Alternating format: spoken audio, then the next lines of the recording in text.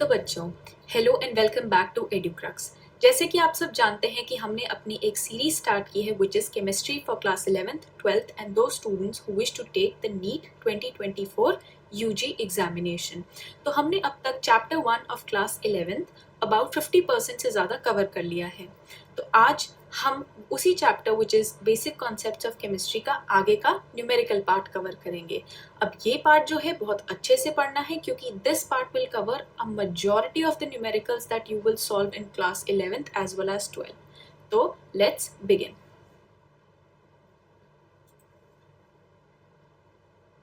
आज का topic start करने से पहले हम लेते हैं एक क्विक रिकैप कि हमने लास्ट लेक्चर में क्या कवर किया था। लास्ट लेक्चर में हमने सबसे पहले पढ़े थे 5 लॉज ऑफ केमिकल कॉम्बिनेशन, जिसमें हमने बात की थी कि कैसे अलग अलग साइंटिस्ट ने अपनी अपनी थियरीज दी थी कि how elements they combine to give you different compounds.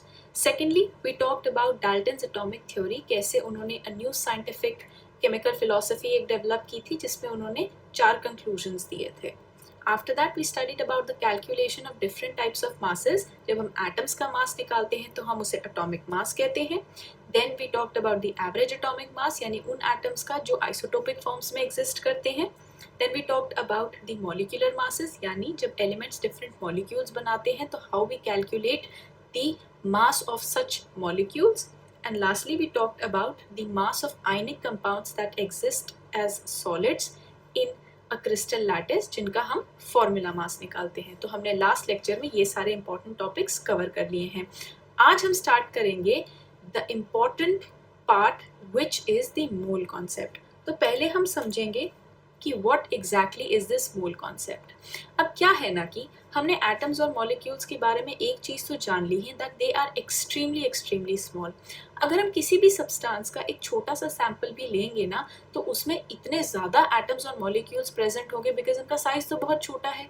तो how do we actually keep a record, या हम उसके मैग्नीट्यूड को कैसे क्रेडिबली मेजर कर सकते हैं। तो उसी के लिए एक सिस्टम ऑफ मेजरमेंट या उसके लिए एक क्वांटिटी, यूनिट ऑफ क्वांटिटी जो है डिवाइस की गई है which is known as the term mole. तो अब हम समझेंगे what exactly is mole and mole concept उससे कैसे अराइज करता है। चलो ये सब जानने से पहले तो हम स्टार्ट करेंगे एक बहुत ही बेसिक चीज़। आप लोग जब शॉपकीपर पर जाते हो, शॉपकीपर के पास, तो आप उनसे जब ये कहते हो कि भैया 1 दर्जन मुझे एग्स चाहिए या 1 दर्जन मुझे बनानास चाहिए, तो वो आपको अल्टीमेटली 12 एग्स या 12 बनानास दे देता है। तो इस बात का मतलब क्या है कि हमने एक यूनिट ऑफ मैग्नीट्यूड या सिस्टम एक ऐसा डिवाइस कर लिया कि अगर मैं 1 डजन या 1 दर्जन बोलूँ तो मुझे वो अल्टीमेटली 12 आइटम्स दे देंगे। सिमिलरली अगर मैं बात करूँ, पुराने टाइम की एक बात है, क्या होता था कि जो शीप हर्डर्स होते थे, यानी जो लोग भेड़ बकरियां पालते थे, उनके पास इतनी सारी भेड़ बकरियां होती थी कि उनके लिए कैलकुलेट करना हो जाता था मुश्किल, जब उन्हें काउंट करना होता था कि जब वो फीड करके वापस आती थी। तो उन्होंने एक मेथड डिवाइस किया जिसे कहते थे score method.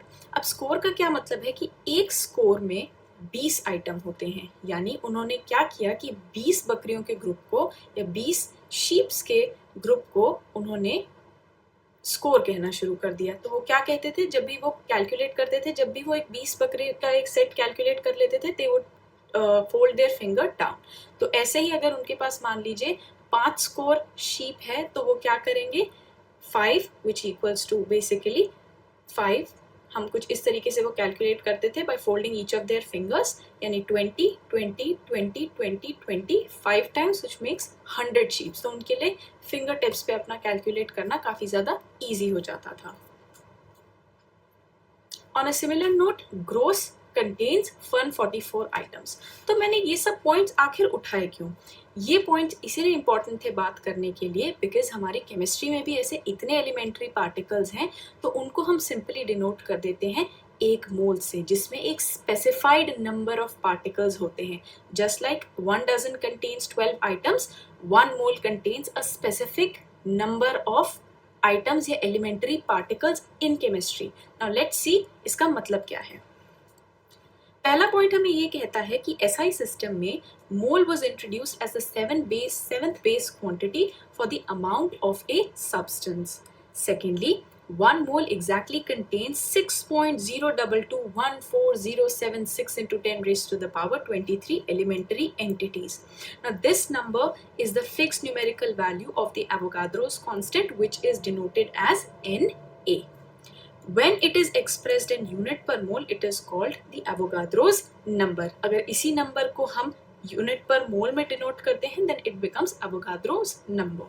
Third point says that the amount of substance, यानी ये जो mole word है, जो amount of substance which is also known as mole, denoted by a small n of a system is a measure of the number of specified elementary entities. और वो elementary entities जो हैं, they can be an atom, a molecule, an ion और an electron या any other group of particles या कोई एक specified particle के लिए. अब इस बात का मतलब क्या होता है? जैसे कि 1 डजन अगर मैं बोलूं तो 1 डजन के अंदर आपके 12 एग्स भी हो सकते हैं, 12 बनानास भी हो सकते हैं. सिमिलरली एक मोल के अंदर मैं बोलूं तो एक मोल मॉलिक्यूल के अंदर 6.022 into 10 raised to the power 23 molecules भी हो सकते हैं, या फिर उसके अंदर 6.022 into 10 raised to the power 23 अगर मॉलिक्यूल्स हो सकते हैं तो सिमिलरली उसमें इतने ही एटम्स भी हो सकते हैं. तो it is just a term for denoting कि एक मोल के अंदर इतने या तो एटम हो सकते हैं. वो क्वेश्चन जैसे हमारे को दिया जाएगा हम उस अकॉर्डिंगली सॉल्व करेंगे. तो it is a way of denoting all these elementary particles. Moving further, इस एवोगाड्रोस नंबर की आखिर वैल्यू निकाली कैसे, अब हम वो देखेंगे. अब हमने कार्बन 12 के बारे में तो समझ ही लिया है अपने लास्ट लेक्चर में कि कार्बन 12 जो है, कार्बन के 3 आइसोटोप्स होते हैं, उनमें से एक आइसोटोप है. उसका मास जो है, मास spectrometer which is basically a device for determining the mass, जब हमने निकाला तो कुछ इस तरीके से 1.99 into 10 raised to the power -23 grams आया. और हमें पता है कि 1 मोल ऑफ कार्बन जो है इट वेज 12 ग्राम्स अप्रोक्सीमेटली. तो the number of atoms in it will be equal to 12 divided by the mass of carbon 12 जो हमने मास स्पेक्ट्रोमीटर से डिटरमाइन किया. तो इन दोनों के डिवीजन से ये क्वांटिटी हमारे पास आती है which is 6.022 approximated to 6.022 into 10 raised to the power 23 which came to be known as the Avogadro's number. अब मैं बात करूं तो एक मोल ऑफ हाइड्रोजन एटम की बात करें तो उसमें 6.022 into 10 raised to the power 23 hydrogen atoms हो सकते हैं. सिमिलरली अगर मैं सोडियम क्लोराइड का एग्जांपल लूं और मैं बोलूं कि एक मोल सोडियम क्लोराइड लिया है तो उसका मतलब ये होगा कि उसमें 6.022 into 10 raised to the power 23 formula units होंगी सोडियम क्लोराइड की. तो ये है डिनोट करने का एक मेथड कि एक मोल में इतने एलिमेंट्री पार्टिकल्स होते हैं. मूविंग फर्दर, अब हमने यहाँ पे पहले तो बात कर ली है अपने लास्ट लेक्चर में एटॉमिक मास की, मॉलिक्यूलर मास की, फॉर्मूला मास की. अब हम समझेंगे कि कैसे मोलर मास जो है वो मॉलिक्यूलर मास से अलग होता है. The mass of 1 mole of a substance when denoted in grams is called the molar मास. और मोलर मास जो ग्राम्स में होता है ना, वो बेसिकली और कुछ नहीं बल्कि आपका एटॉमिक, मॉलिक्यूलर या फॉर्मूला मास जो आपके गिवन सब्सटेंस का आप यूनिफाइड मास में निकालते हो, उसी के आगे अगर आप U की जगह G लिख दो, ग्राम्स में निकालो, तो वो आपका मोलर मास बन जाएगा. यानी मोलर मास ऑफ वाटर जो है इट इज 18.02 ग्राम पर मोल अप्रोक्सीमेटली. यही अगर मैं मॉलिक्यूलर मास बोलूँ तो इट इज अप्रोक्सीमेटली 18 यूनिफाइड मास. यही अगर मैं यूनिफाइड मास की जगह ग्राम पर मोल कर देती हूँ तो वो बन जाता है आपका मोलर मास. और molar mass of sodium chloride 58.5 ग्राम पर मोल होता है. और अगर मैं मॉलिक्यूलर मास की बात करूं तो it is approximately, molecular mass sodium chloride के लिए नहीं कंसिडर किया जाएगा, फॉर्मूला मास किया जाएगा. Why? Because it is an ionic compound. तो आयंस जहाँ एग्जिस्ट करते हैं सॉलिड क्रिस्टलीन फॉर्म में, तो वहाँ पे फॉर्मूला मास यूज किया जाता है. Approximately comes out to be 58.5 unified mass. यहीं अगर मैं यूनिफाइड मास की जगह ग्राम पर मोल लिख दूं तो वो मेरा मोलर मास बन जाएगा, यानी उतने एक मोल का इतना मास आ जाएगा. तो ये था basic difference between molecular mass and molar mass. Moving further, अब मान लो आपको केमिस्ट्री लैब में आप गए, आपने एक अननोन कंपाउंड देखा. Now what is the curiosity that comes into your mind? आप किस चीज को लेके क्यूरियस हो गए कि इसका फॉर्मूला क्या है, पहली चीज, इसके कॉन्स्टिट्यूएंट्स क्या है, यानी इसमें क्या एलिमेंट्स प्रेजेंट है, और वो एलिमेंट्स जो हैं किस तरीके से उनका रेशियो है। तो इन सारे डाउट्स को क्लियर करने के लिए हमें नॉलेज होनी चाहिए परसेंटेज कॉम्पोजिशन की of each of the element that is present in that particular compound. यहाँ हमें परसेंटेज वाइज पता होना चाहिए हर एक एलिमेंट उतने एक कंपाउंड में कितना है। अब ये चीज हमें कैसे हेल्प करती है, लेट्स सी।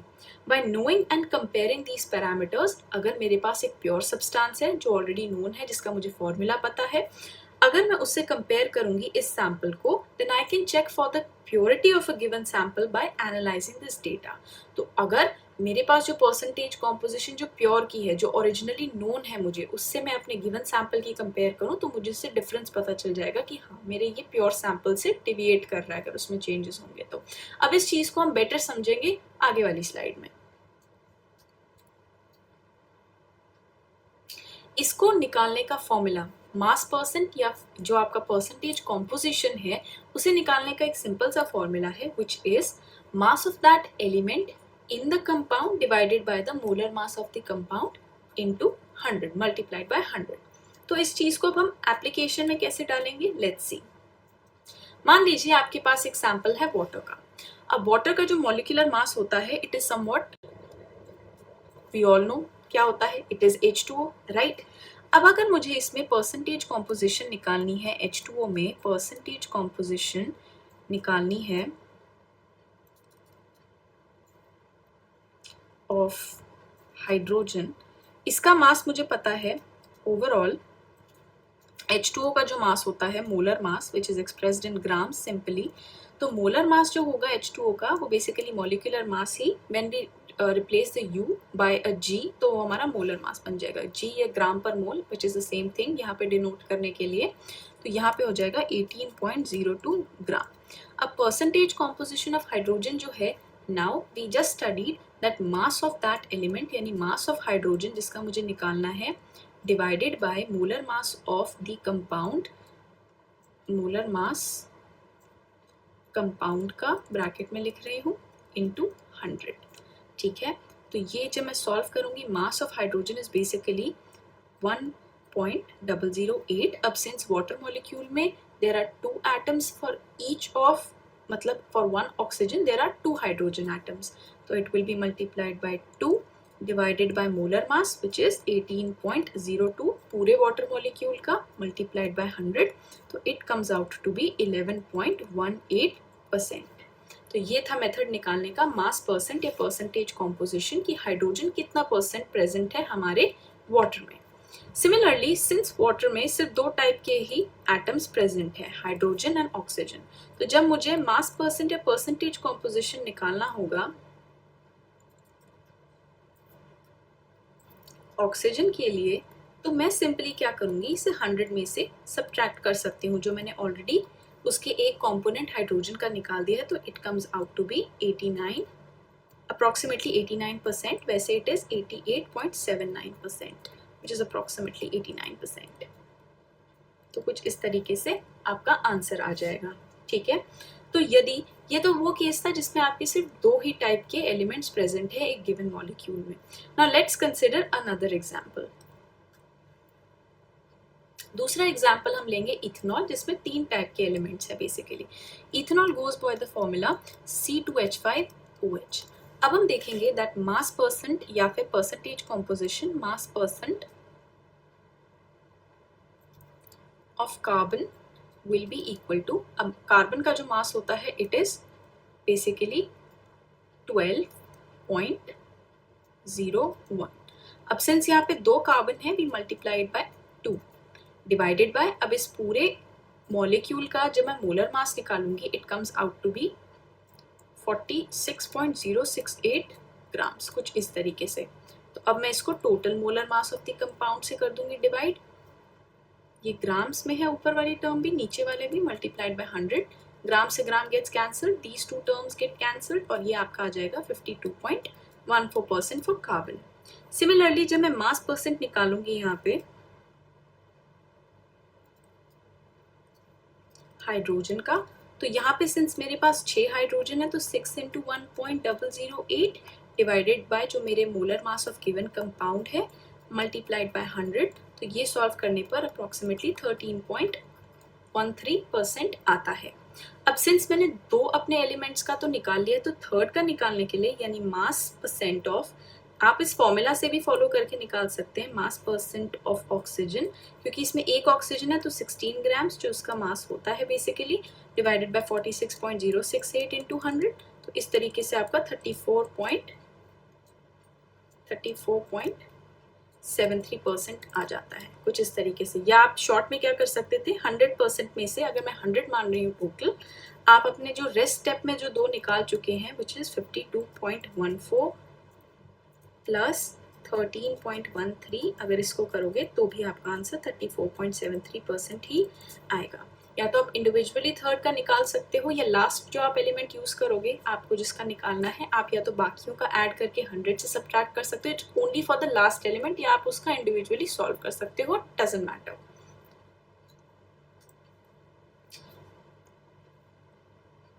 मूविंग फर्दर, अब हम देखेंगे empirical formula for basically your molecular formula. यहाँ पे मॉलिक्यूलर हम फॉर्मूला देखेंगे, तो ये बेसिकली आपका मॉलिक्यूलर फॉर्मूला के लिए है, एम्पेरिकल फॉर्मूला। तो इस बात का मतलब क्या होता है, लेट्स अंडरस्टैंड इन डिटेल्स।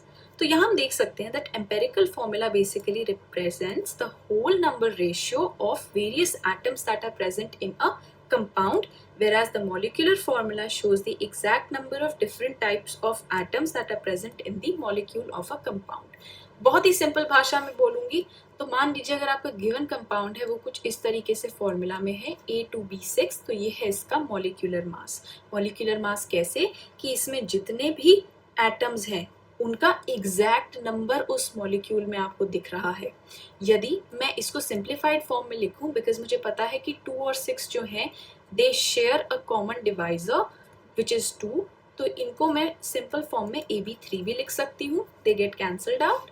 तो ये हो जाएगा इसका empirical formula which is simply a whole number ratio form of various atoms that are present in a compound. तो ये हो जाएगा आपका एम्पेरिकल फॉर्मूला, और ये है आपका मॉलिक्यूलर फॉर्मूला जो आपको एग्जैक्ट नंबर ऑफ एटम्स दिखा रहा है। तो मॉलिक्यूलर और एम्पेरिकल में आई होप आपको ये डिफरेंस समझ में आ जाए।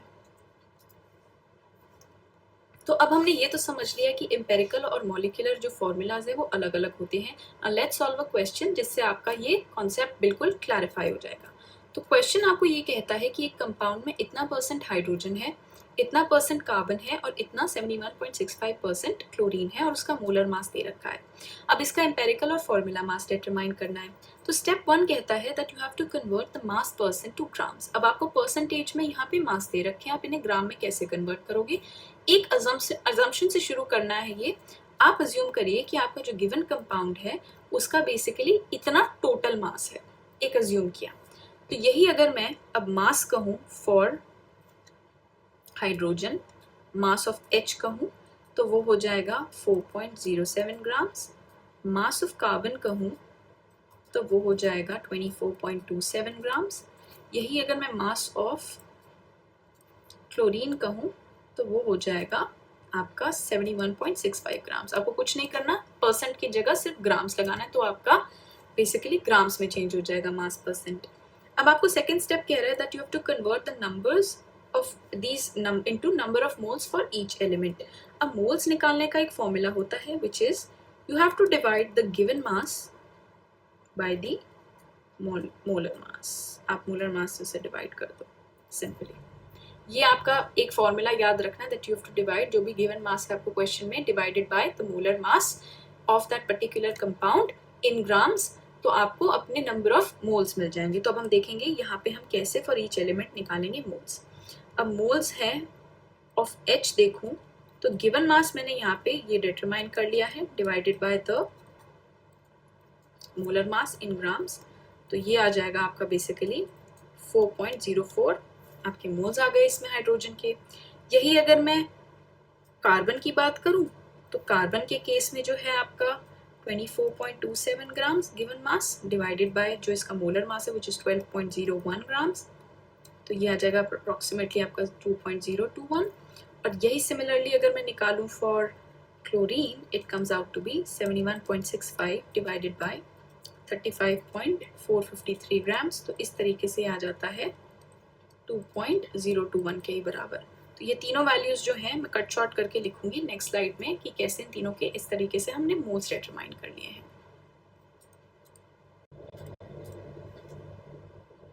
नेक्स्ट स्टेप हमें कहता है that I have to divide the moles that are obtained above by the smallest number.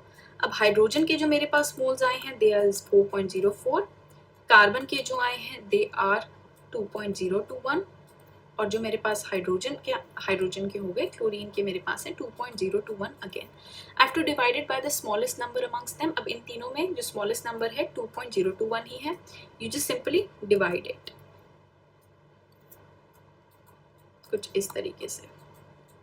अब इसके बाद आपको यहाँ मिलेगा 2:1:1 का रेशियो कुछ इस तरीके से। अब 2:1:1 का रेशियो आ गया। अब नेक्स्ट स्टेप में आपको क्या करना है, you have to write down the empirical formula by mentioning the numbers after writing the symbols of the respective elements. अब सबसे पहले बायोलॉजिक कार्बन लिखो, फिर हाइड्रोजन लिखो, फिर आप अपना हेट्रो एटम लिखो। Hetero atoms are basically all the atoms apart from carbon, hydrogen, इनके अलावा। अब अपना पहले कार्बन से स्टार्ट करो। कार्बन का 1 है, हाइड्रोजन का 2 है, Cl का 1 है। तो ये बन गया आपका basically empirical formula. This is basically a simple method to determine the empirical formula इस तरीके से। अब हमने फर्स्ट स्टेप तो क्लियर कर लिया है, अब हमें निकालना है मॉलिक्यूलर मास। तो molecular mass is also very simple to determine. अब इसमें हम इसे 3 सब पार्ट्स में डिवाइड करेंगे। सबसे पहले आप अपना ऊपर एम्पेरिकल फॉर्मूला लिख लो विच इज CH2Cl। ये आपका है एम्पेरिकल फॉर्मूला, EF से मैं इसे डिनोट कर रही हूँ। पहला स्टेप है is to find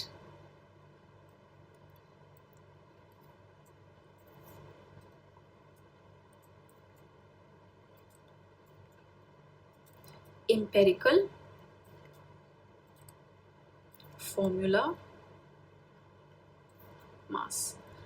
empirical formula mass आपको निकालना है और वो ऐसे निकलेगा कि आपके पास जितने भी डिफरेंट एलिमेंट्स प्रेजेंट हैं एम्पेरिकल फॉर्मूला में, आप उनको उनके रिस्पेक्टिव एटॉमिक मास से मल्टीप्लाई करोगे तो आपको मिल जाएगा एम्पेरिकल फॉर्मूला मास। यानी कि इस केस में कार्बन मेरे पास है एक ही, प्लस हाइड्रोजन विच इज 1.008 मेरे पास 2 हैं कुछ इस तरीके से, और क्लोरीन एक ही है विच इज 35.453। या हम इसे अप्रोक्सीमेट करते हैं 35.5 के ग्राम्स, तो ये आता है 49.48 ग्राम्स के बराबर। तो ये आपका आ गया empirical formula mass.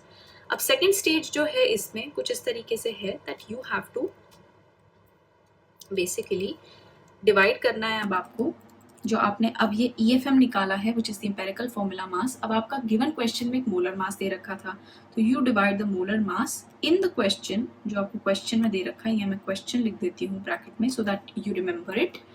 You have to divide it by the empirical formula mass. यहाँ पे ये EFM से डिनोट कर देती हूँ। तो यानी आपको क्वेश्चन में दे रखा था 98.96 grams molar mass divided by 49.48, तो अप्रोक्सीमेटली ये 2 आ जाएगा and it is denoted by this symbol और कांस्टेंट n। अब फाइनल स्टेप यही है कि आपको अपना मल्टीप्लिकेशन करना है। अब this is the last step और आपका molecular formula will be ready. Multiplication अपने एम्पेरिकल फॉर्मूला का बाय n, यानी कि एम्पेरिकल फॉर्मूला है आपका CH2Cl, you multiply it by 2, तो ये आ जाएगा C2H4Cl2। अब हम एक सिंपल से कॉन्सेप्ट को क्विकली सॉल्व करेंगे और इस सिंपल सा जो कॉन्सेप्ट है it is to balance a chemical equation. तो किसी भी इक्वेशन को बैलेंस करने से पहले you have to identify the number of elements, the type of elements that are present, तभी आपकी इक्वेशन बैलेंस हो पाएगी।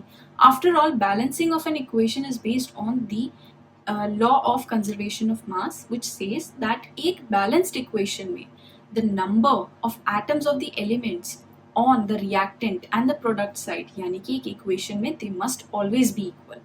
तो अब हम देखेंगे कैसे हम इन दोनों को equal reactant और product side के जो हमारे elements के atoms हैं हम equal कैसे कर सकते हैं। तो पहला तो है step to identify the type of atoms, जो आपके elements जो present हैं given आपकी equation में। मुझे सल्फर दिख रहा है, ऑक्सीजन दिख रहा है, Li दिख रहा है और Se दिख रहा है। अब हम देखेंगे LHS और RHS पे एक्चुअली इनका नंबर कितना है। LHS बेसिकली आपकी हो गई ये left hand side which basically denotes the reactants,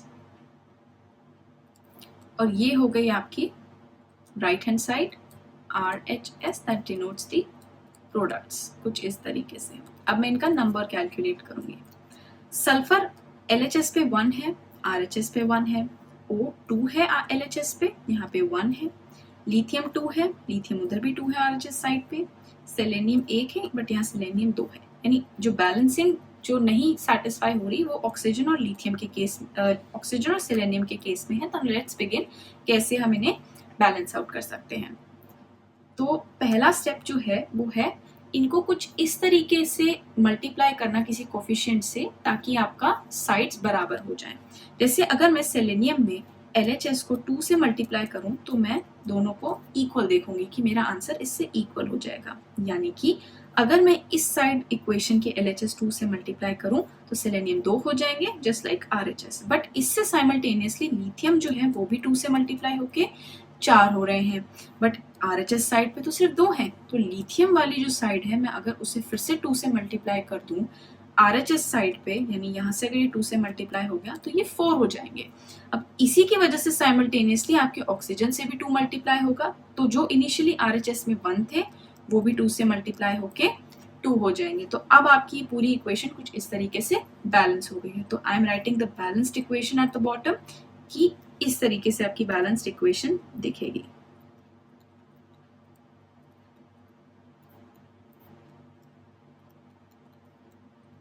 तो ये है आपका बैलेंस्ड इक्वेशन।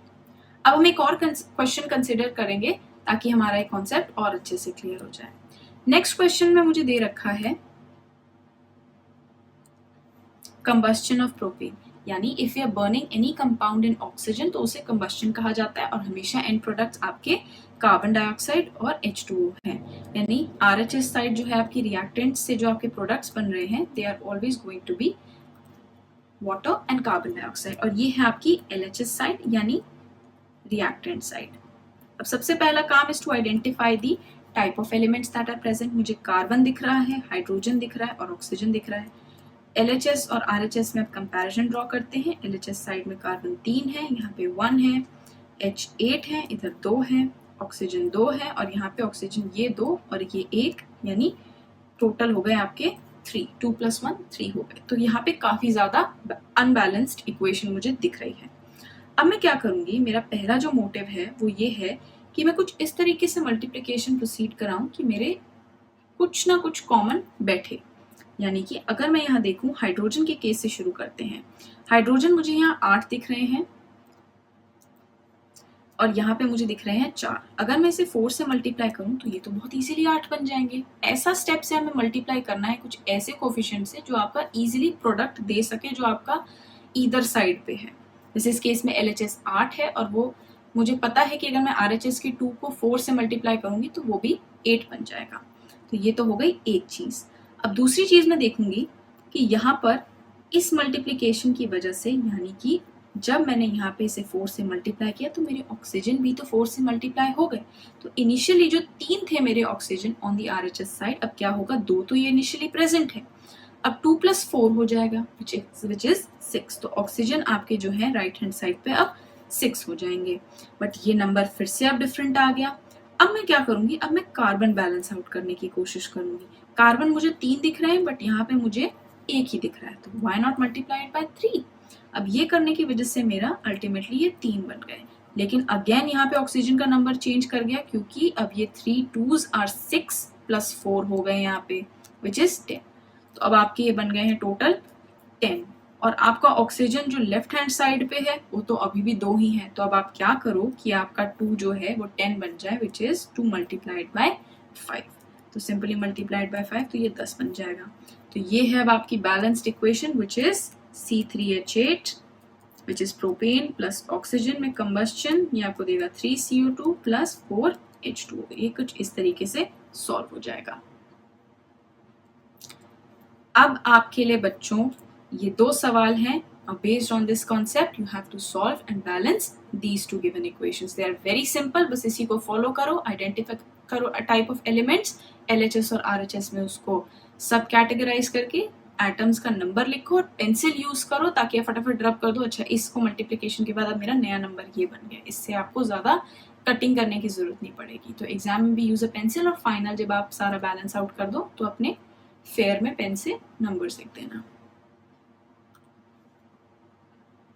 अब हम मूव करेंगे कॉन्सेप्ट की तरफ which is stoichiometry and stoichiometric calculations. अब इसका मतलब क्या होता है?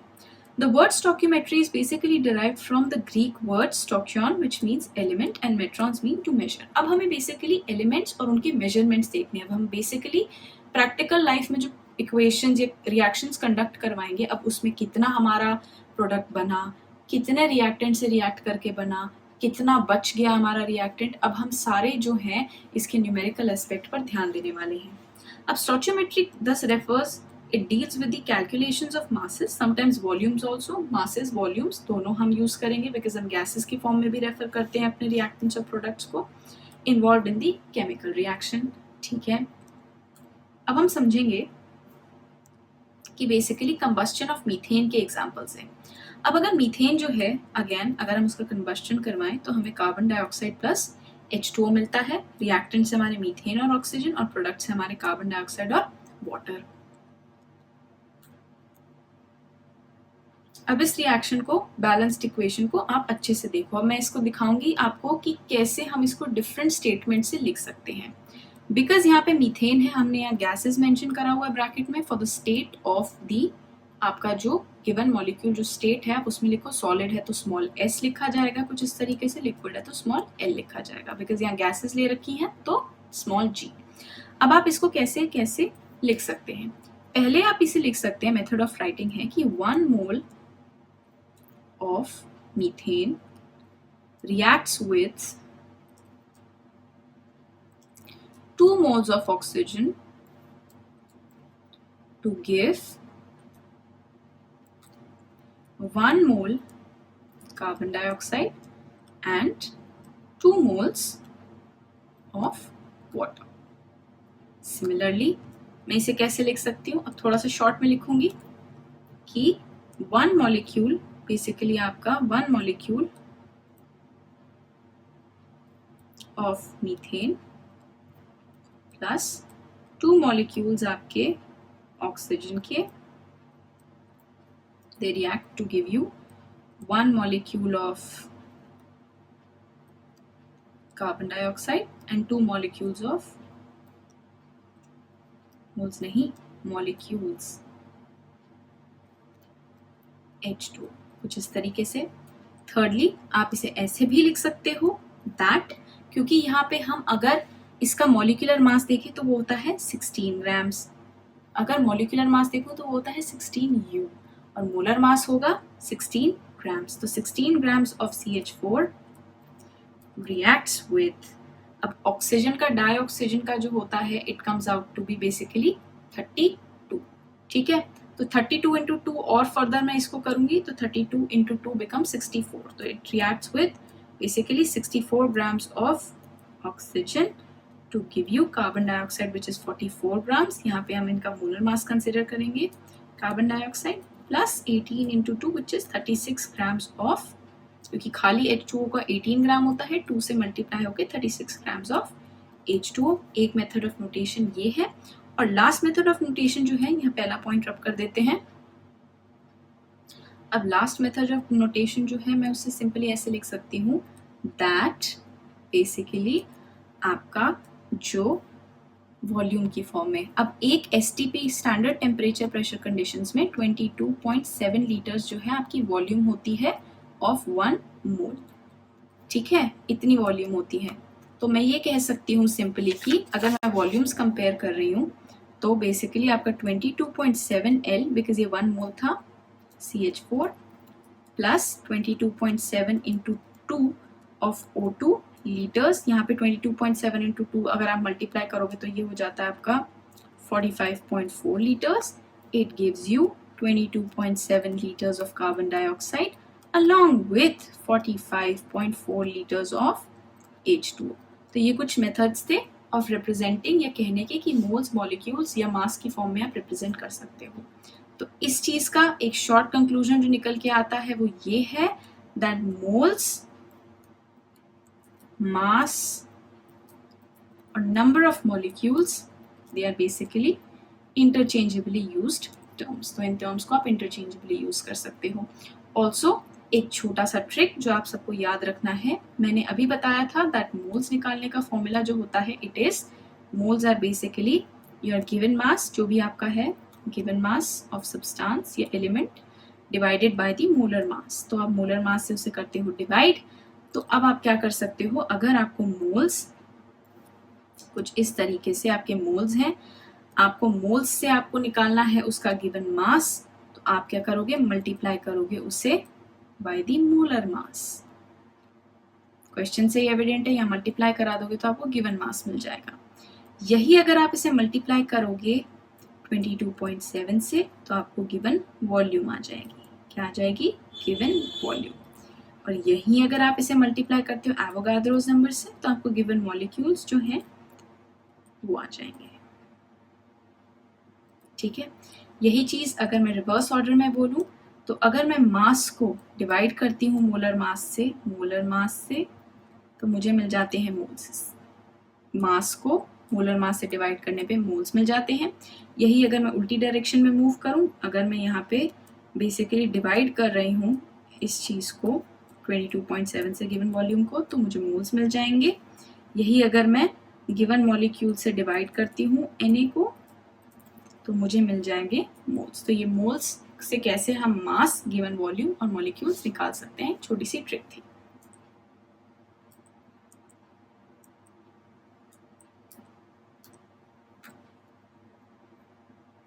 अब हम कुछ NCERT text in text question solve करेंगे जिससे हमारा क्वेश्चन अच्छे से ये जो है पूरा कॉन्सेप्ट क्लैरिफाई हो जाएगा। अब आपको अमाउंट ऑफ वाटर निकालना है that is produced by the combustion of 16 grams of methane. Equation लिख लेंगे फटाफट, which is twice of O2 that gives you, ये सब गैसियस फॉर्म में है, दीज रिएक्टेंट्स एंड प्रोडक्ट्स आपको देगा carbon dioxide plus twice of water. ये भी गैसेस हैं आपकी, रिएक्टेंट्स और प्रोडक्ट्स दोनों। अब हम देखेंगे यहाँ पे कि अमाउंट निकालना है। इक्वेशन के हिसाब से मुझे दिख रहा है balanced equation. You must keep in mind that you have to balance the equation.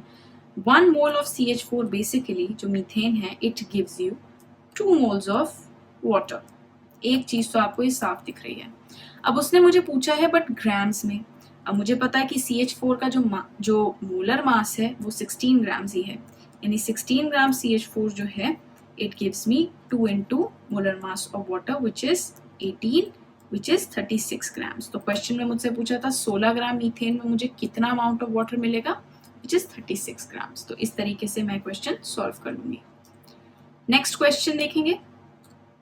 Next question में अब उसने मुझसे पूछा that how many moles of methane are required to produce 22 grams of carbon dioxide gas after combustion. Again reaction लिख लेंगे पहले, फटाफट से बैलेंस्ड रिएक्शन लिखनी है एंड सॉल्व करना है क्वेश्चन को। इस तरीके से आपका क्वेश्चन आप लिख लोगे। अब क्या है कि अब हमें देखना है, इक्वेट करना है कार्बन डाइऑक्साइड को मीथेन से। तो 1 मोल जो है आपका methane it gives you 1 mole of CO2। ठीक है, इंटरचेंजेबली भी लिख सकते हो इसे, इंटरचेंजेबली कैसे कि 1 mole of carbon dioxide gives you 1 mole of methane. एक ही बात है, उल्टा लिखो सीधा लिखो, बात का मतलब तो चेंज होगा नहीं। अब क्या है, 1 मोल कार्बन डाइऑक्साइड का जो मास होता है इट इज 44 ग्राम्स, और यही जब 1 मोल ऑफ मीथेन की बात करें तो इट इज 16 ग्राम्स। तो मैं ये कह सकती हूँ दैट फॉर 22 ग्राम 1 ग्राम का कितना हो जाएगा 16/44 ग्राम्स। ठीक है, और यही अगर 22 ग्राम्स का बोलूँ it is 16/44 into 22 which is 8 ग्राम। ठीक है, 8 ग्राम आ गया आपका, 8 ग्राम आ गया, यानी आपके अगर 44 ग्राम से 16 ग्राम बन रहा था, और यही अगर मैं 1 ग्राम का बाय यूनिटरी मेथड निकालूं और फिर 22 ग्राम का निकालूं तो 8 ग्राम्स आ रहा है। अब यही मुझे उसने पूछा है मोल्स निकालने हैं, ना कि उसने मास पे छोड़ा क्वेश्चन। अब मोल्स आप कैसे निकाल सकते हो, moles are basically equal to your given mass. ये आपका गिवन मास निकला है divided by the molar mass methane का जो कि 16 ग्राम्स होता है। You divide them, you get 1/2 which is 0.5 moles। तो ये मेथड है आपका कैसे मोल्स निकाल सकते हो from the given mass। तो ये था आज का हमारा इम्पॉर्टेंट लेक्चर जिसमें हमने सारा न्यूमेरिकल एस्पेक्ट कवर अप किया है। और आगे हमारा एक लास्ट सेगमेंट रह गया जिसमें हम देखेंगे कि कैसे हम रिएक्शंस प्रोसीड करवाते हैं, लिमिटिंग रिएजेंट्स क्या होते हैं, और इन सारे इंपॉर्टेंट कॉन्सेप्ट्स के बारे में पढ़ेंगे। टिल देन आप अपने नोट्स अच्छे से बनाओ, नीटली रिवाइज देम। अगर कोई कॉन्सेप्ट ना समझ में आए, rewatch the video, you can watch it as many times till आपको कॉन्सेप्ट क्लियर ना हो। And keep learning and all the best for your coming exams.